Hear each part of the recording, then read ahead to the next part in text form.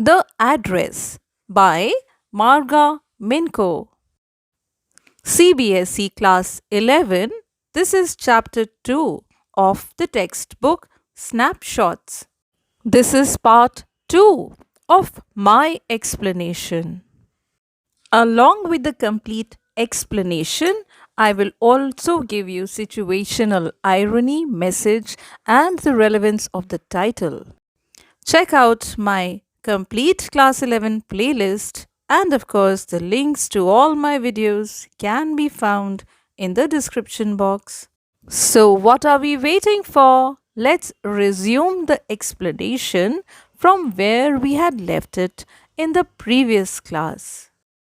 She elaborates upon the feeling of apprehension mounting within her. She knew all of the material objects that could be found in the room. However, she could no longer recognize the sentimental associations that had once related to them. She could not identify the exact reason.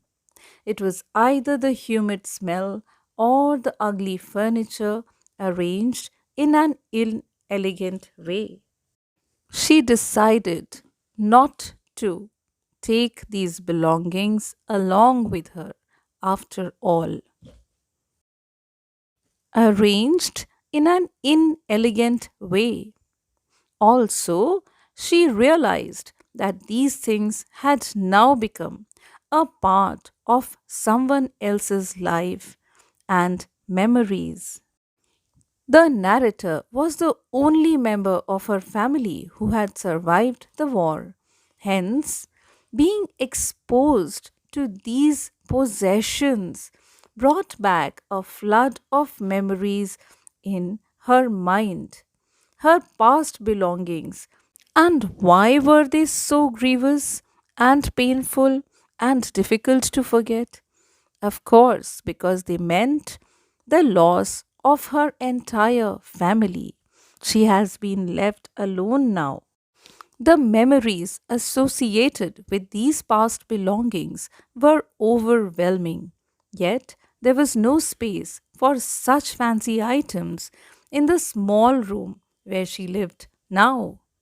The visit was actually successful in the sense that the narrator was finally able to find the strength to move on and felt that of all the memories left behind by the war, the address, which had all her mother's old things, would be the easiest thing to forget. Why does she say so? Because the other losses were much, much more painful, grievous, and wrecking. Her past belongings became the source of great discomfort and uneasiness. War and its aftermath had affected her so severely that she wanted to cut all her connections with the past. She realized that materialistic objects had no value if she didn't have her near and dear ones to share with them.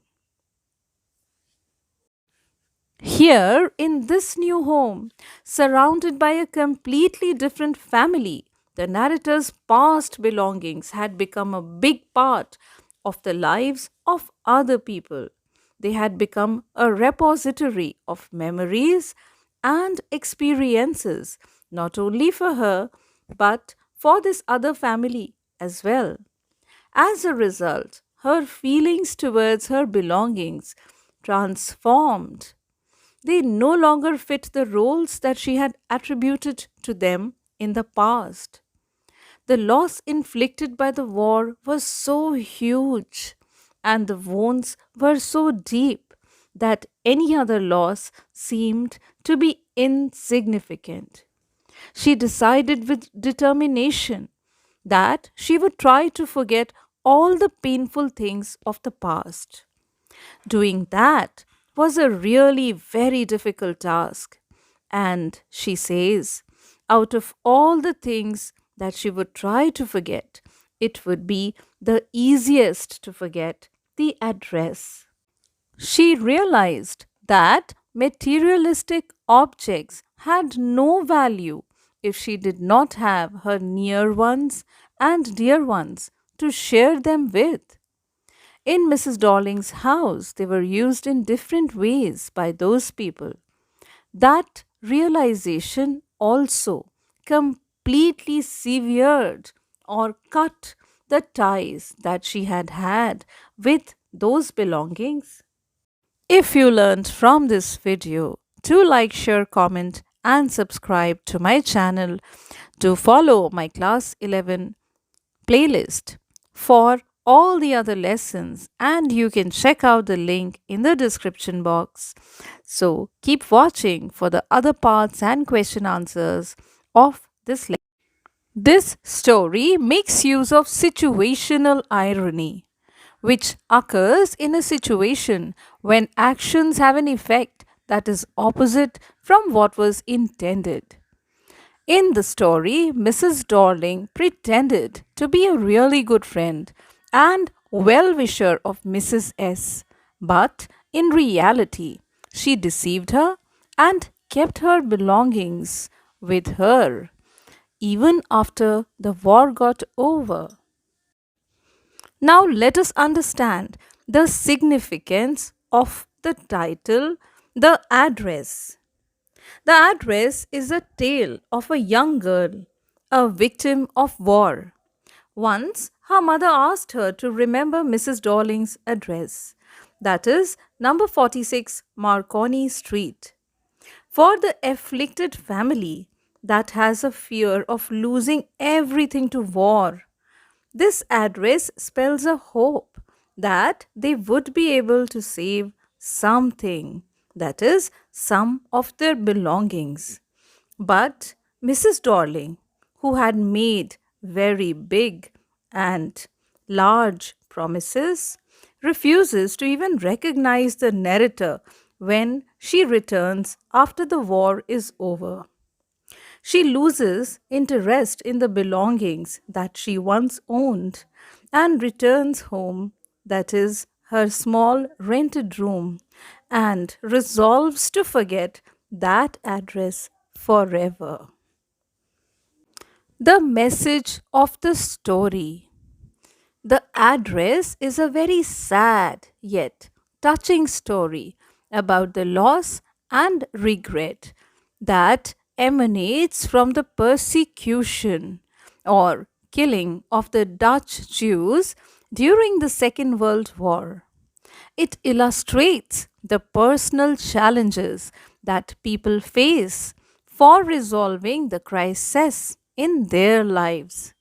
In this story, the narrator wants to relive the memories attached to the things that her mother and she possessed before the destructive and meaningless war took place.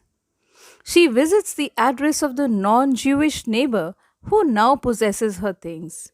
This visit reminds the narrator of the events before and after the war as she attempts to confront her past.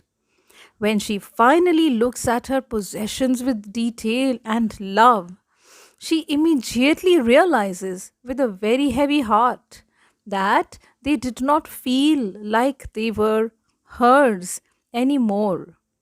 And she does not wish to stay in the house any longer. The story is a commentary on memories and on what is worth remembering and what should be forgotten. Things, according to the narrator, lose their value when you see them again, torn out of context. The main theme of the story is the redemption of the past and moving on. It is It is about having the courage of leaving your things behind you and realizing that they don't matter if your memories have a proof or not, because they will linger on in your memory and heart forever. That was the end of my lesson. This implies that the things or belongings that the narrator had come for seemed to have lost all their emotional value for her. The pain of losing her family was so much more than the loss of these materialistic things.